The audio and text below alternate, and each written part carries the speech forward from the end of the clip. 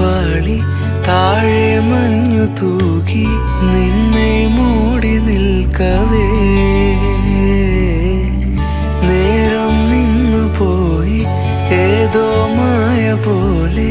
ഒന്നായി നാം നടക്കവേ നദിയിന്നോളങ്ങൾ കാണാത്ത കൊലുസുകളാൽ കാറ്റിൻ സാരംഗി മൂളുന്നു മധുരിതമായി നിനക്കു വേണ്ടി പ്രപഞ്ചമേ വിരിഞ്ഞു നിൽക്കയായി ആരോമൽ പൂവു പോലെന്നിൽ പൂത്ത പെണ്ണെ പേര് ചൊല്ലുമോ